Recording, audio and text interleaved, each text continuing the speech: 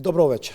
Во пресред на утрешната конститутивна седница на Собранието во 360 степени гостува Билал Касами, председател на политичката партија Движење Беса и еден од предводниците на коалицијата Влен или Вреди, која се очекува да биде дел од идната влада. Според новиот деловник за работа на Собранието, конститутивната седница може да трае најмногу 3 дена и мора да заврши со избор на председател на парламентот.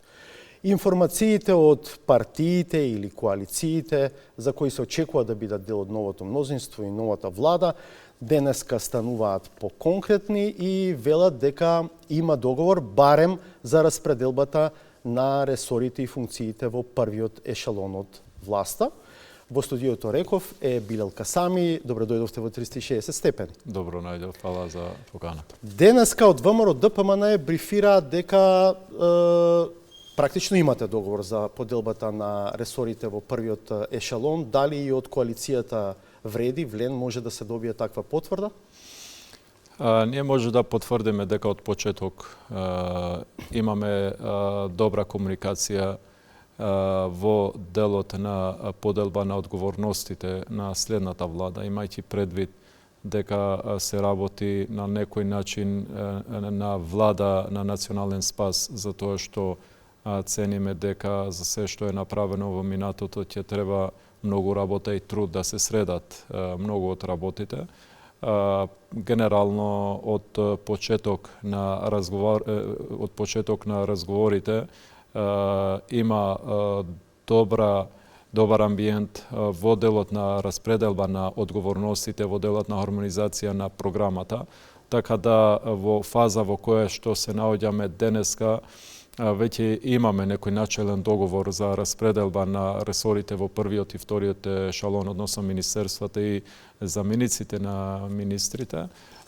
Исто така има договор генерално дека и понатаму значи председател на Собрание ќе биде од редовите на Влен, но за тоа што веќе имаме договорено да генерално која ќе заврши целиот процес да излеземе со целиот договор, не би сакал да навлезам во детали затоа што лошо е чувството и во органите на партијата, односно членовите на политичките партии, која некоја информација која треба официјално да ја слушат како членови на органи на една партија, ќе ја слушат од медиуми. Затоа се воздржуваме официјално од давање на информации, но дека имаме веќе некој начелен договор за првиот и вториот ешелон, вклучително и председателот на Собрание, можем да потврдам. Прво, сепак јас ќе се обидам да видам до каде нели можеме да одиме во разговорот и евентуалното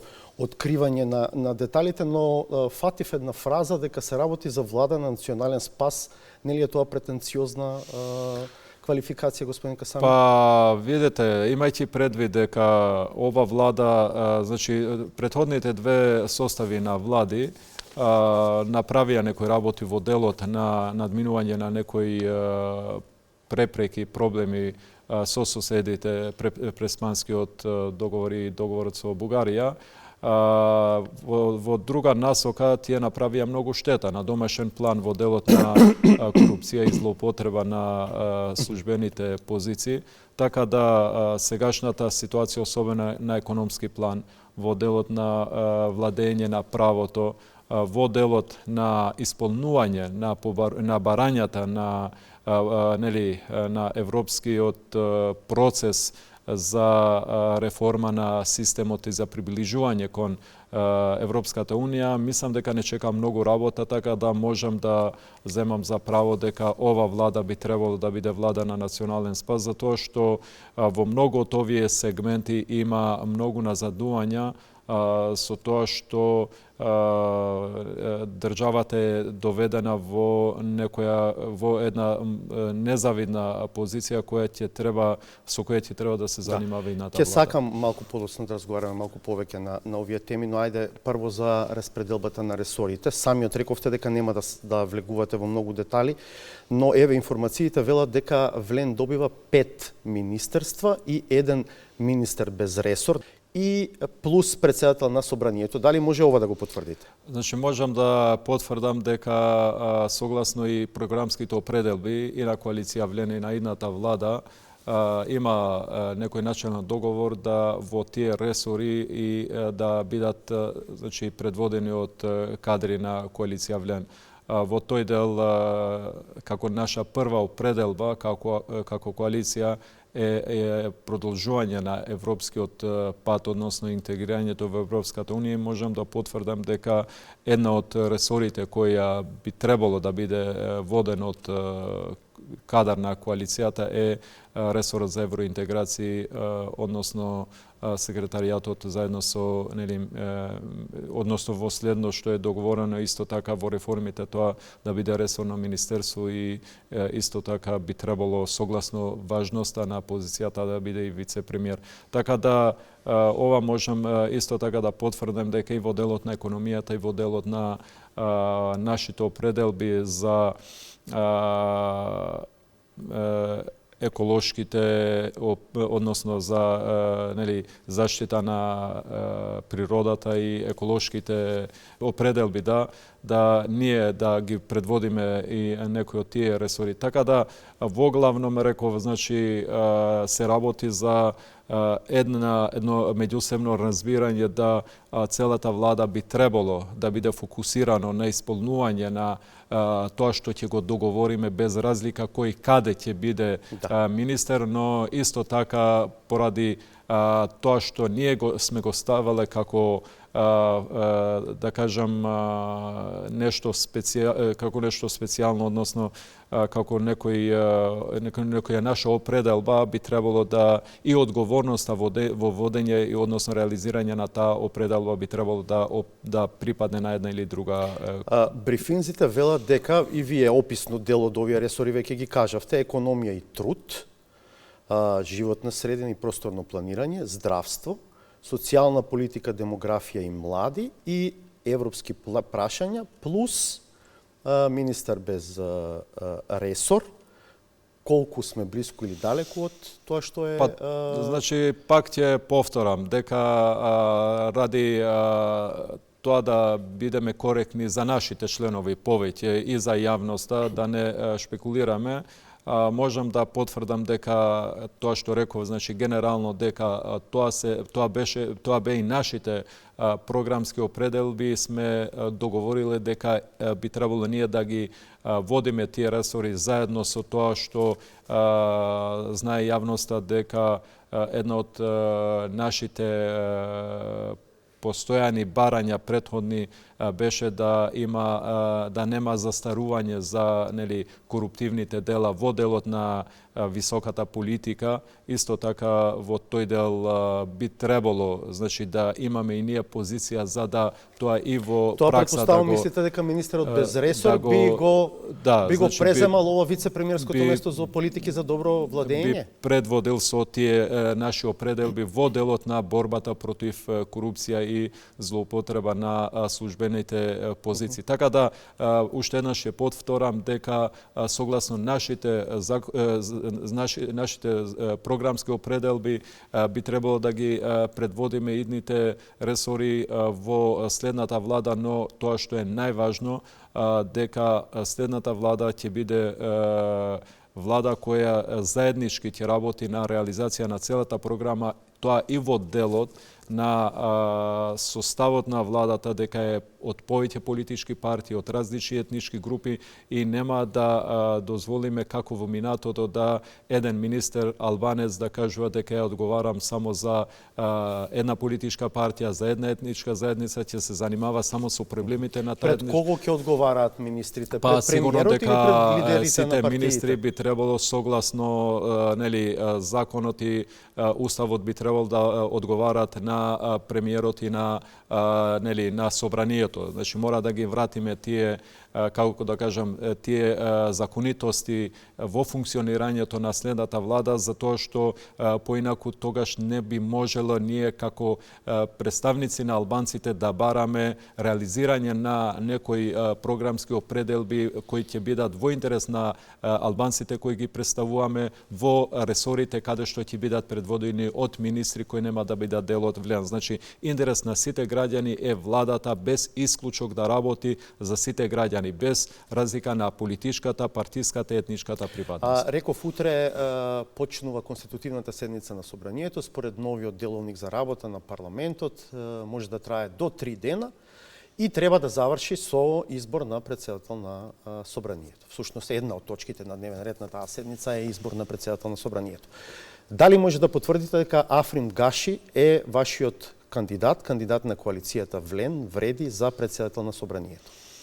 Јас можам да потврдам дека Влен ќе го води, значи би требало согласно договорот да го има и председателот на Собранието, но поради фактот што ние вечерва имаме како како политичка партија која водам БЕСА состанок на Централното председателство и другите партии веќе имаат договори да свикуваат нивни органи во кои ќе се дискутирало за ова прашање, пак ќе кажам дека не можам да потврдам за името, но дека од Влени дека има таков договор, тоа можам да потврдам и најверојатно утре ќе се знае името и пратеникот кој ќе го води собранието. Дали е точно дека Министерството за односи меѓу заедниците, кој што во моментот се вика Министерство за политички системи и односи меѓу заедниците, или познато во јавноста како Министерството на Артан Груби, нема да и припадне на коалицијата Вреди, односно Влен? Па тоа беше една од министерствата која беше синоним на злоупотреба на Груби и на дуи на институциите.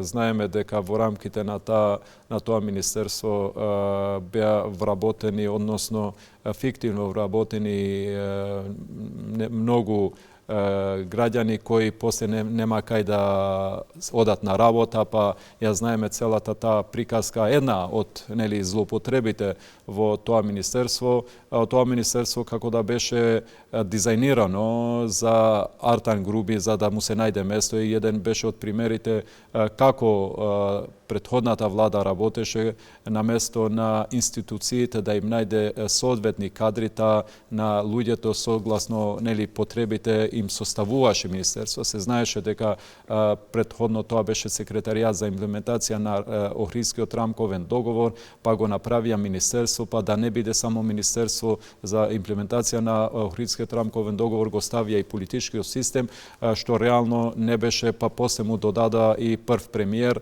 така да тоа не би сакало ние да продолжиме да бидеме налик на нешто што сме го критикувале и што не би сакале да бидеме, така да и не беше и во делот и на претходното објаснување, не беше наша законска, односно програмска определба да кадар на коалицијата да води со тоа како позиција, како тоа што ова министерство не оди кај Влене, значи ваша желба. Ваша позиција, не беше наше барање. Не беше ваше барање. Не беше дел од нашите барања. Значи тоа останува кај ВМРО ДПМН и коалицијата. Затоа што не беше наша определба да ние продолжиме со тоа што претходно беше отлик на Артан Груби и на неговата влада. А позицијата прв вице-премиер ќе остане во владата? Па договорено да има и таква позиција.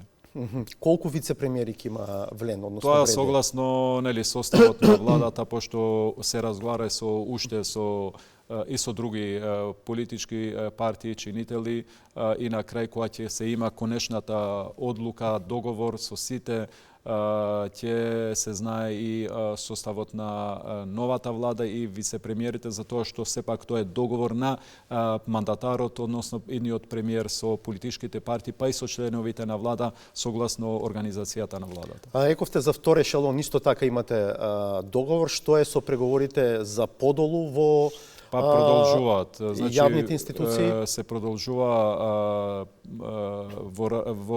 на ниво на експерти на групи кои се составени од двете коалиции. Се споменува некаква бројка од околу 400 раководители, директори на јавни институции. Не би сакал да навлезам за тоа што една од определбите и целосна реформа на системот во делот на што најверојатно ќе има многу институции кои ќе треба да решиме да се реорганизира, да не кажам да се затварат, така да во тој дел значи повеќе се разговара на реструктурирање на целиот државен систем отколку на тоа колку ќе припадне на ВЛЕН, односно на другата коалиција. Дали сте во текот? ВМРО ДПМН брифира дека и знам партијата на Максим Димитриевски најверојатно влегува во владата, се споменуваат два ресора за нив, правда и новоформирано Министерство за администрација. Во текст и што е вашиот став за тоа?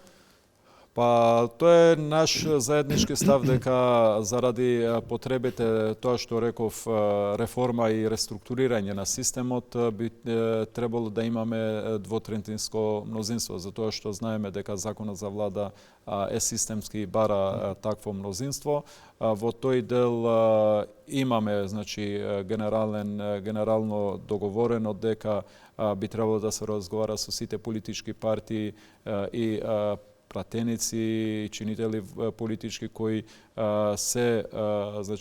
кои биле дел од претходната, кажано условно, опозиција и кои покажа подготвеност да разговарат за ова што ние го имаме како пределба. Значи, имаме редовна комуникација и во делот на тоа дека се разговара и со други, во случајот и со политичката партија Знам, која ако се договориме во делот на хармонизирање на програмата и одговорностите кои треба да ги превземат, сигурно дека би била дел од идното. Сега повеќе пати веќе споменување или имиња на нови ресори, вие зборувате за реструктурирање на таа цела владина структура.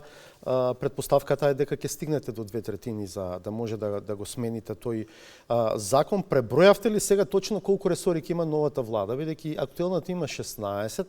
Сега, ако има Министерство за спорт, ако има за енергетика, ако европски прашања стане министерство, ако информатичко општество и администрација се подели на две, на дигитална трансформација и администрација, тогаш доаѓаме до бројка од 20 министерства.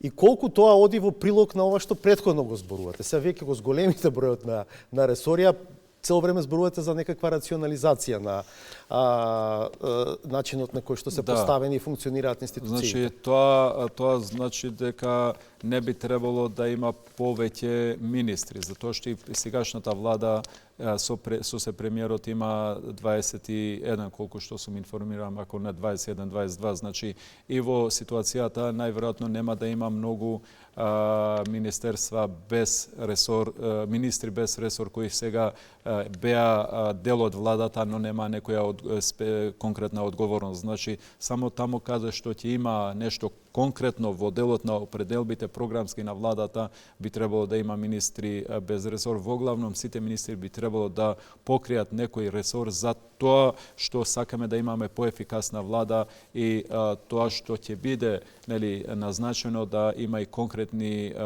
работи, односно надлежности со кои би требало да се занимава. Така да, значи, и ова е во рамките на таа реорганизација на владата, затоа што дел од ресорите одат од едно во друго, дел се делат, но не зборуваме за нешто ново кој е надвор од овој систем кој функционира.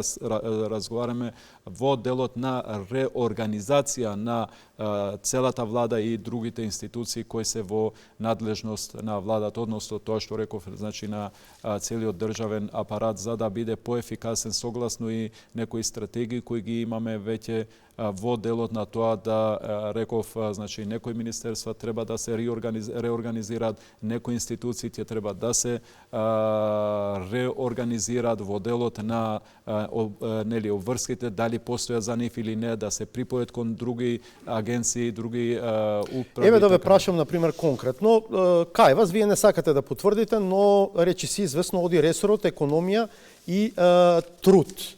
Труд од сегашното Министерство за труд и социјална политика оди во економија, но од економија излегуваат енергетика, рударство и минерални суровини и излегува надворешната трговија. Тоа е практично поприлично ослабување на тој ресор. Не ви пречи тоа? Па, видете, Еден пример кажувам. Да, пошто јас сум бил едно време на кратко дел од тоа министерство. Тоа министерство беше еден од примерите на министерство со многу надлежности, но што реално не можеше и немаше реална имплементација, односно реализација на тие надлежности. Така да и во тој дел мислам дека тоа што ќе остане во делот на Министерство за труд и економија ќе биде поприлично функционално во тоа што ќе го има како надлежност од колку што го имаше Министерството предходно, околу десетина сектори кои требаше да ги покрија, реално немаше ни човечки капацитети, но немаше ни можности тоа да го координира еден човек, еден министер. Така да, согласно важноста на енергетиката, која ние знаеме дека во минатото се судрувавме и со проблеми на државно ниво, со кризи на економскиот систем поради енергетската криза, и цениме дека тоа треба да биде посебно министерство, посебен ресор со кој ќе треба ние да излеземе во пресрет на тоа што е како предизвик на времето, на ова време и на тоа на времето што следува. Така да ценам дека министерството во сегашниот нов состав, исто така Министерството за социјална политика, значи би требало да се занимава со лепеза на одговорностите кои се поврзани со таа социјална политика и стратегија и во делот на демографијата и во делот на младите. Значи многу поблиско е до социјалната политика демографијата, особено поради фактот на ова испразнување на државата и овој предизвик што го имаме со тоа што ни бегат луѓето надвор колку да трудот биде во социјала, па реално да не може да биде. Фатмир Лимани е подпредседател на БЕСА, така? И неговото име се споменува како потенцијален министер токму за ресорот за кој што сега пред малку зборувавте, социјална политика, демографија и млади. Може да потврдите дека е кандидат за тој ресор? Па не можам да потврдам за тоа што пак ќе ви кажам вечерва, значи имаме ние состанок на председателство каде што ќе се брифира за досегашниот тоа што е постигнато досега и за можните имиња кои би ги предложил ја како председател на партијата. Веројатно, имајќи предвид дека се работи за подпредседател на партија, може би да биде еден од првите кадри кој ќе биде спомнуван во тие комбинаторики, но не можам да ви потврдам уште еднаш ради тоа што реков, значи мора тоа да го добијат како информација членовите на Централното председателство, па после јавност. Може ли Дуј да ве критикува затоа што, да речеме, ресори како финанси и надворешна политика нема да бидат предводени од кадри на вреди?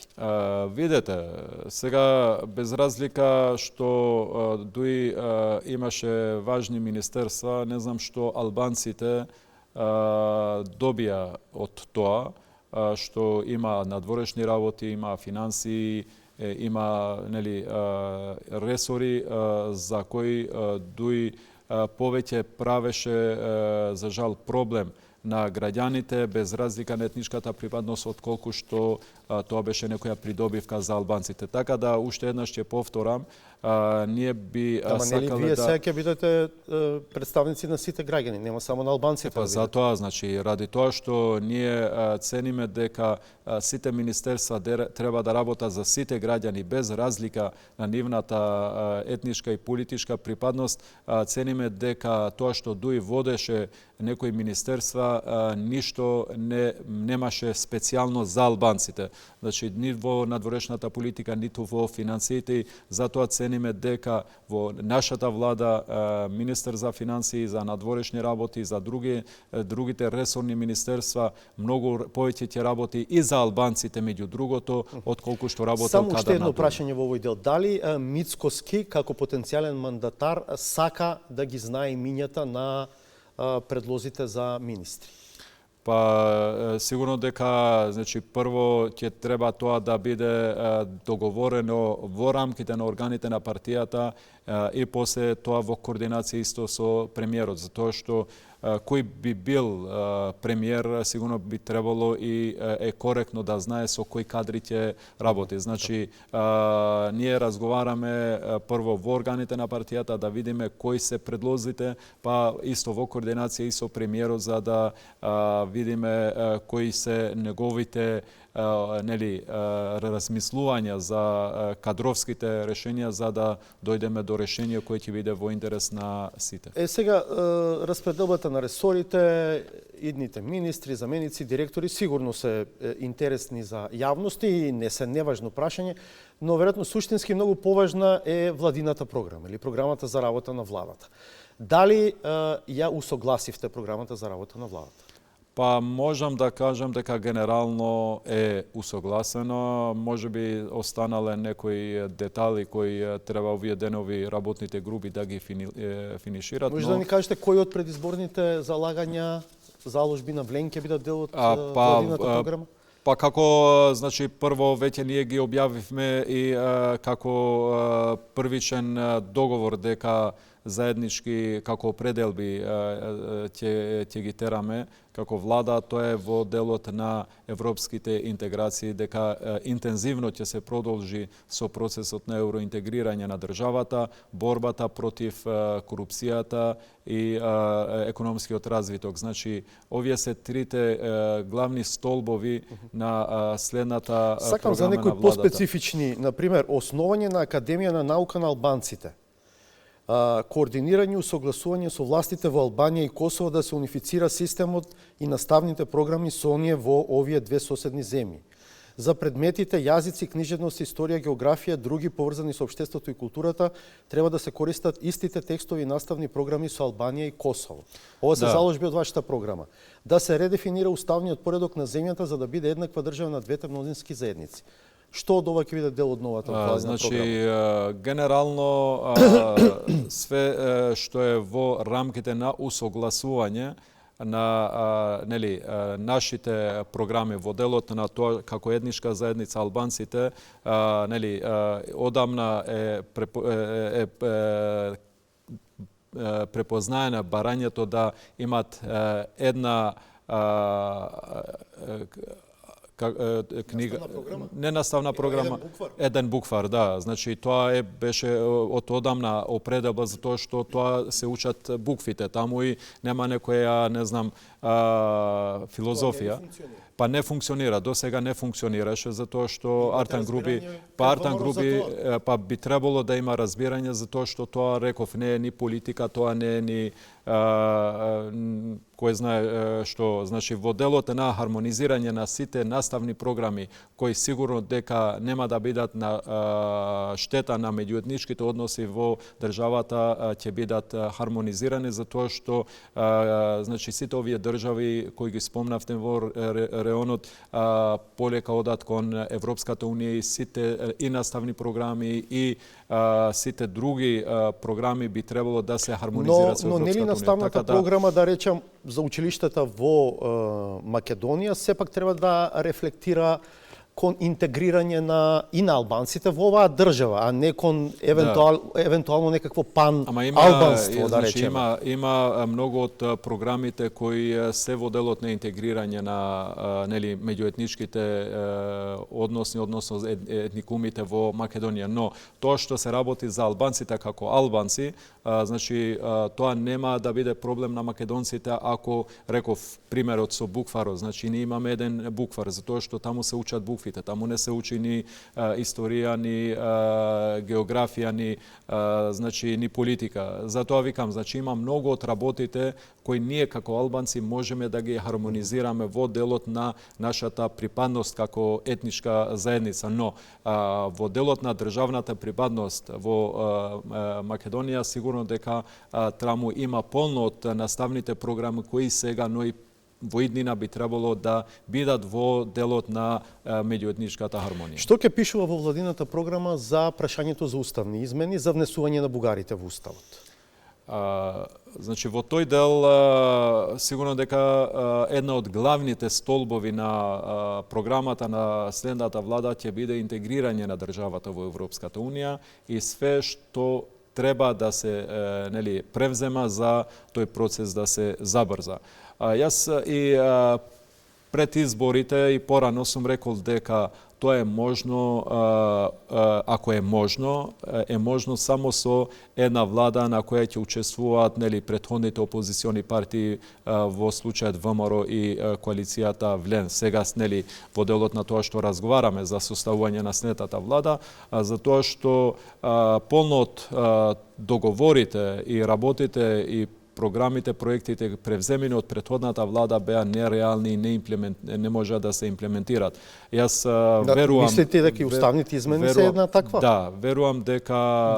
Вие значи мислите дека овие уставни измени не треба се носат? Не, јас мислам дека овие уставни измени полесно би можело да се носат со ова влада отколку со претходната влада, затоа што јас можам да тврдам во делот на коалицијата Влен дека една од основните и главните наши определби е интегрирање на државата во Европската Унија. Затоа нашиот придонес ќе биде многу поголем, неспореден со придонесот на ДУИ, затоа што ДУИ не беа заинтересирани за интегрирање на државата во Европската Унија, туку беа заинтересирани за корупција и злоупотреба и крадење. Може ли да се случи на крајот на мандатот на оваа влада да констатираме дека ни чекор не сме мрднале? Затоа што од сега се гледа да речеме дека можеби прашањето со Бугарија и прашањето за уставните измени воопшто нема ни да дојде на дневен ред со оглед на тоа што се појави втор проблем на веќе неформирана влада. Грција секој ден од таму не го употребила зборот вето, ама со други зборови вели ако не го имплементирате како што треба вашиот устав, не Преспанскиот договор, нашиот устав на оваа земја, нема да мрднете во евроинтеграција. Јас немам сомневање дека ова влада ќе го имплементира уставот и законот. Нема во ниту еден случај кажано двоумење во тој дел, без разлика што имаше некои инсерти, некои такви ситуации. Ама и го слушате Мицко си господин нека сами, тој вели дека заклетвата на председателката била достоинствена. Второ, вели дека и тој ќе продолжи усно да не го користи уставното име на земјата. Затоа, значи, јас кажувам дека во тој дел, значи, како институционалисти, председателот на државата и премиерот и другите чинители како идна влада би требало и верувам дека ќе се почитува уставот и законите. И во тој дел ќе треба да се види, значи, што е законито и уставно во делот на користење на тоа, односно имплементирање на тоа што е постигнато досега. Јас можам да тврдам уште еднаш дека нема да има враќање назад во тој дел, затоа што тоа го имат кажано и председателот сегашниот и едниот мандатар. Видете, сега можеме да ве разбирам, не сте во пријатна ситуација, може да се обидувате да маневрирате, меѓутоа гледаме председателката на државата полага венец без име на државата. Има обраќања во кои што зборува за македонска држава, за нашата држава и така натаму, усно не го користи уставното име. Веројатно... Добра, ама сега може исто така да одиме на друга линија, дека и на сегашните патувања користи пасош со тоа име. И заклетвата, писмениот дел беше подпишан со уставното име. Тоа е прашањето, ќе бидеме дупло голо. Преспанскиот договор ќе биде на сила, ќе бидеме блокирани од Грција. Нема да биде интерес ниту на едната или на ниту едната страна, нема да биде интерес или и да бидеме блокирани и да не придобиеме ништо како ново или во делот на достоинството. Затоа викам дека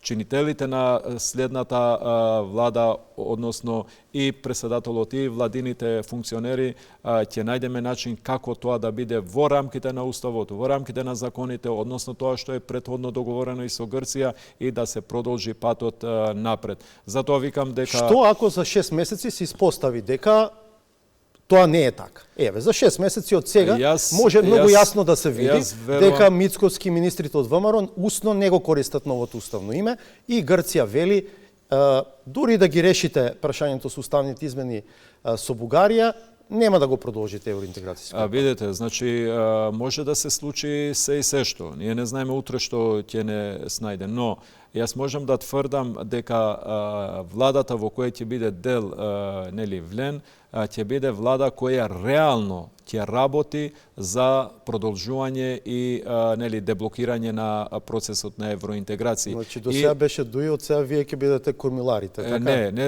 Не разговараме за кормилари, ние разговараме за тоа што нашата определба и која е или и определба на идната влада е една од основните, односно прва определба е интегрирање. Јас можам да тврдам дека определба на коалиција Влен ќе биде реална, а не како Дуи. Дуи цело време декларативно се занимава со ова прашање, но реално се занимава со некои други работи. Затоа викам дека во следната влада во која ќе биде Влен, јас верувам дека и ВМРО, ако стоят на тоа што ние го нели гледаме во досегашните разговори за составување на владата, тоа е дека државните интереси на прво ниво, тогаш ќе најдат сила на све што е интерес да се продолжи патот, ќе се турка напред. Затоа викам дека без разлика што било досега, тоа што ќе го постигне следната влада ќе биде далеку по реално во делот на интегрирање на Македонија во Европската унија отколку што тоа било во минатото. Може ли влегување во ваква влада за која што од сега може да се многу лесно да се антиципира дека најверојатно нема да има никаков прогрес во пристапниот процес кон Европската унија, да ве чини многу скапо, да ве потроши многу брзо и да ја врати Дуи како неминовен партнер во идните влади? Не верувам, затоа што ќе повторам дека ќе треба да се даде време и да се види дека реалноста ќе биде друга во следниот период. Дуи нема да може да се врати во ниту една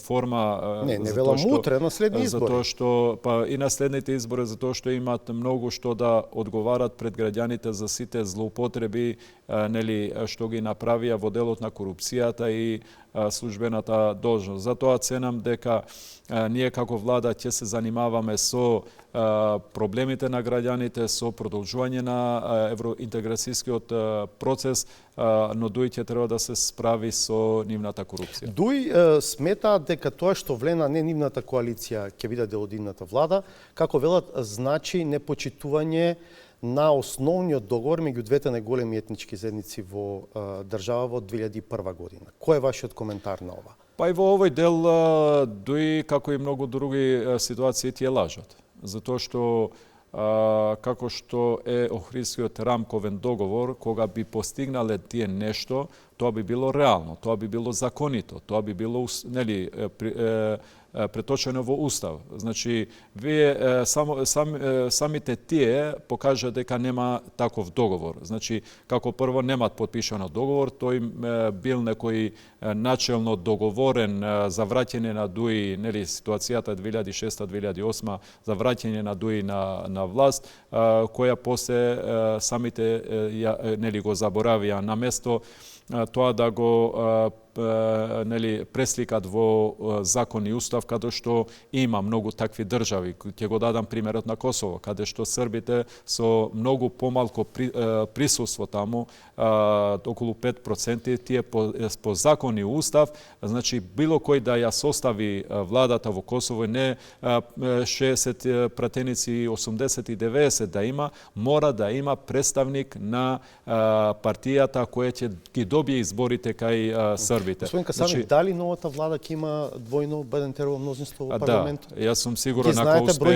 ако успееме да достигнеме до двотретинско мнозинство, ќе имаме и бадентер. Значи, да разјаснам, значи овие се игрите на Дуи во делот на тоа дека е нешто постигнато, а не сочувано. Значи, Дуи ништо нема постигнато во минатото, тие доволно беа на власт околу после 2008, ако рачунаме, значи околу 16-17 години има доволно време и со ВМРО и со СДСМ ова што викат дека бил договор да го пресликат во закон и денеска да е јасно кој треба да биде дел од владата. А во делот на легитимитетот, сигурно дека ДУИ не може да бара легитимитет да биде представник на албанците, затоа што тие сами кажуваат дека нели во овие избори игра на друга лига, игра на лига да добијат мандат, а не да ги представат албанците. Затоа составија коалиција каде што има и други етнички заедници. Сте ги броеле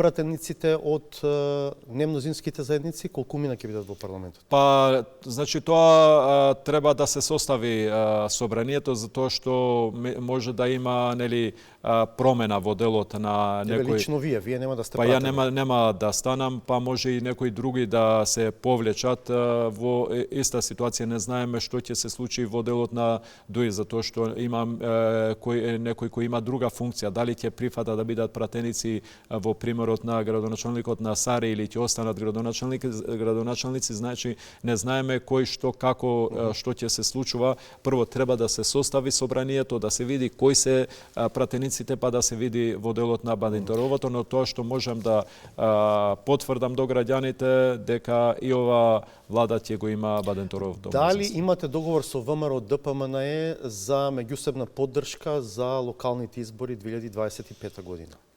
Видите, рано е да кажеме за локалните избори, треба да се создаде, односно да се продолжи со ова доверба која досега е создадено како коалициони партнери во едната влада, ако успееме. Кога се прават партнерства се разговара на значи генерално има некој договор за да има соработка, но не можам да кажам дека имаме договор за локалните избори, затоа што реков, значи треба многу да сработиме овие година и пол на централно ниво за да таа доверба да ја зајакнеме и тоа соработка во локално ниво да биде поприродна. Значи генерално и досега партиите кои биле дел од владината коалиција имале некаква соработка и на локално ниво. Мислам дека може и на едната влада тоа да биде пример, но не можам да потврдам докаде и што имаме договорено. Што треба конкретно да очекуваме на планот на борба против корупцијата? Па може да очекуваме да ова влада реално да се занимава со тоа прашање, а не фиктивно како досегашната. Можеме да очекуваме да органите на прогонот и правосудниот систем да функционира непречено без некоја присила од владата, затоа што... Ќе бидете ли доволно самокритични од сам почеток, да речеме, некои луѓе кои што се споменуваат потенцијално и за министри, да им направите самите ветинки, да не дозволите да бидат министри, бидејќи беа отворени во јавноста очигледни случаи на корупција. Зборувам за членови на вашата коалиција. Јас можам да потврдам мојот пример во Тетово, каде што значи еден од моите директори на локално ниво во текот на неделата ќе му биде пуштена кривична пријава за злоупотреба на должноста. Значи тој директор е разрешен, пуштена е внатрешна ревизија каде се утврдени неколку злоупотреби на позицијата и веќе пред да дојдам на вашето студио бев во консултација со адвокат кој веќе спрема и кривична пријава. Со други зборови, лесно е да се борите против корупција со корупцијата на претходната влада.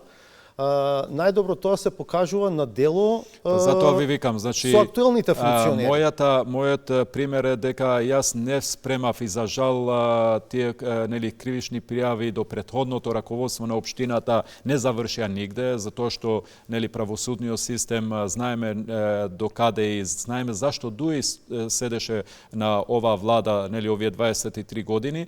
но можам да потврдам дека на локално ниво со мојот пример не беа подготвени и доставени кривични пријави само за претходното раководство, туку и за моите луѓе кои јас сам ги поставив како директори, веќе се подготвува кривична пријава за злоупотреба на службената должност. Така да и во следната влада јас можам да го дадам тој пример дека нема да има луѓе кои ќе бидат на законот, без разлика дали било од претходната влада или на сегашната влада, ако грешиле на законот треба да одговорат. Да видиме. Дали ви кажам Мицкоски или вие го прашавте 1 милиарда евра најавена како позајмица под поволни услови од европска држава, од каде ќе дојде и зашто сака да ја позајми? Па да, значи веќе разговаравме во тој дел, во делот на тоа што разговаравме на хармонизирање на програмата и имплементацијата на таа програма да не биде само определба, туку и реално да биде имплементирачка. Разговарано е во делот на тие фондови кои се неколку фондови, 2-3 опции има, значи не е само една. Да видиме значи како влада прво која ќе се состави влада, преговорите како ќе одат, не би сакал јас да излезам во јавност за тоа што сепак има процедури под кои нели законски, ако кажам дека е еден или друг, ќе испадне дека нели чудно е ако бидам искрен и од која позиција Мицкоски воопшто и досега преговарал или разговарал, бидејќи реално тој немаше државна позиција. Тој може да преговара како иден мандатар со можностите кои треба да ги имаме. Ние не можеме да кажеме дека ќе обезбедиме нешто ако не знаеме што имаме и под кои услови. Значи тоа значи во процедурите по закон може да бидат подобри услови на некој друг кој може нели да биде дел од проектот, од програмата, од проектот, од процесот. И зашто би биле тие пари? За враќање на стари кредити или за инвестиции? Па дели за репрограмирање на старите кредити кои се неповолни со нели многу високи камати, но исто така и со реализирање на многу од определбите на ова влада во делот на инфраструктурата, во делот на поддршка на локално ниво на општините. Значи имаме многу работи кои треба ние да ги решаваме, за кои ни треба финансиска конструкција. Значи, веќе ние покажуваме како прв пример на една влада која не е само теоретски доаѓа и од моментот на нели давање на заклетва како влада, ајде да видиме сега каде ќе ги најдеме изворите на финансирање, затоа што било каква програма најдобрата и од најдобрите експерти биде подготвена, ако нема финансиска конструкција не е реална. Значи, и само уште едно прашање. Зошто вам поатрактивно ви е да останете градоначелник на Тетово, а не да одите во извршната власт? Видете, значи ова е мојата 3-та година на чело на општина Тетово. Имаме започнато многу проекти кои да дојде и од моја партија да дојде некој, тешко дека може да ги продолжи под таа замисла која јас ја имам. Планирам да го завршам мандатот и после да видиме дали ќе продолжам на централно ниво или ќе барам уште еден мандат. Има многу важни проекти кои се важни за Тетово во делот на нели услугите кои ги нуди нели ги нудат општините во делот на јавните комунални услуги, на инфраструктурата, на проекти како што е стадионот нели кој се функционира ли конечно сега собирањето на сметот? Да, значи конечно веќе почна да функционира. Сега сме во фаза на нели хармонизирање на фактурите, затоа што го сменивме системот од плаќање по глава на жител, сега треба да биде по квадратен метар, како што е и во неколку од другите градови во државата. И сигурен сум дека тоа ќе биде еден од најдобрите примери во државата како би функционирало едно јавно-приватно партнерство. Добро, благодарам за вечерва. Ќе бидеме во контакт и следните недели и месеци, се разбира, да видиме што од ова што разговаравме ќе се види на дело. Благодарам уште еднаш. Ви благодарам и вам за вниманието. До крајот на емисијата одгледајте новата саботажа. Се гледаме в четврток во 20:15. Пријатно.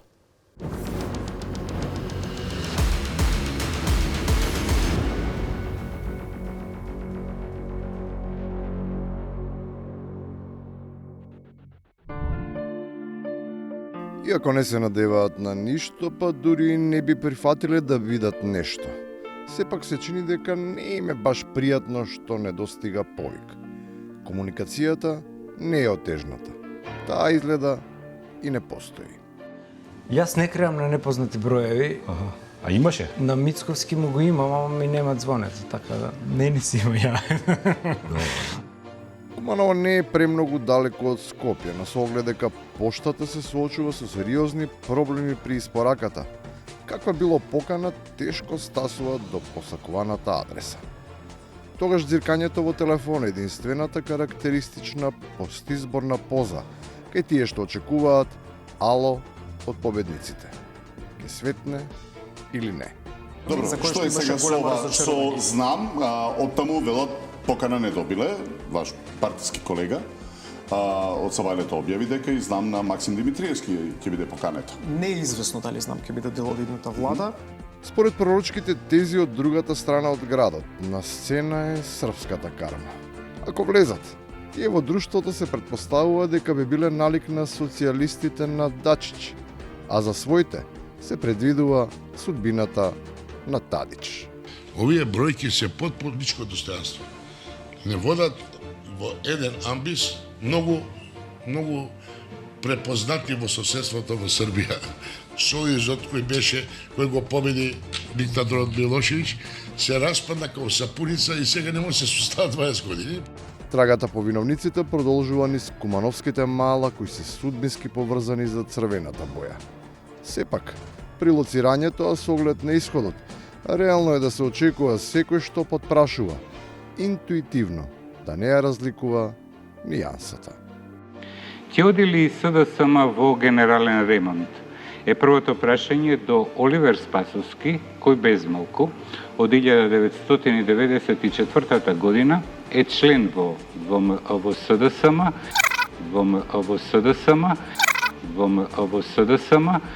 Кој е каде? Ке се види веројатно уште на конститутивната седница.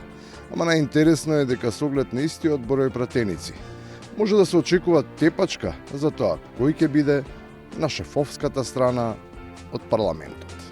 Го кажа во еден мој текст, дури оној визуелен аспект, дали во првите редови на десната страна на опозиционата ќе стоят ДУИ или ќе стоят СДСМ. И на крајот, можно е СДСМ за прв пат да остварат превласт над ДУИ, ама само затоа што Европскиот фронт одигра со марксистичко-ленинистички кадри. За прв пат Али ги стави старите учки кадри, Муса Џафери, Блерин Беџети, тие ќе се спијат, ќе доаѓаат само за гласање. Лажна е дилемата за тоа кој каде ќе седи. Оти со така сериозно мнозинство, најверојатно никој нема ни да ги забележи, па дури и ако не ги поканат на седмицата.